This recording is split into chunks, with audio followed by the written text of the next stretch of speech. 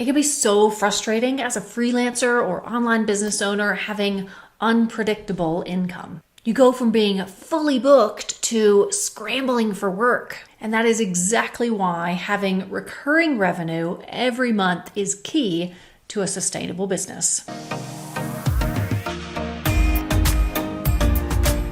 Hi, I'm Julia Taylor, CEO and founder of GeekPack. So recurring revenue is exactly what it sounds like. It's income that comes in consistently. So what's the easiest and best way for web developers to make recurring revenue?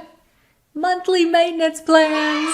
If you're a web developer, you already know that websites require ongoing maintenance, especially WordPress sites. WordPress websites require plugin updates and theme updates and PHP updates and WordPress core updates. Not only that, most websites, not just WordPress websites, require security scans and site optimization and content updates.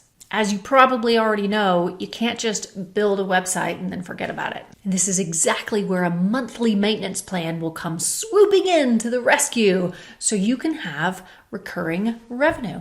So for every single website that you build, you absolutely want to be offering that client monthly maintenance. There's a very, very high probability that the person who outsourced their website build would also want to outsource the maintenance and management of that website. And the best part about creating monthly maintenance plans is they're an easy sell. You already have an existing client who's going to be super impressed with the website you've built for them, so they're a hot lead and they will more than likely say yes. Now, I know your next question, you're probably wondering, well, how much can I make with a monthly maintenance plan? And it all depends on what you offer. You could have a standard website maintenance plan with things like updates and optimization, or you could even add hosting on top of that and offer that to your client. If you really want to take it to the next level, you could package it all together with some of the other services that you offer. So if you do SEO or social media management or content writing, you could add that into your monthly maintenance plans, but be sure to charge accordingly.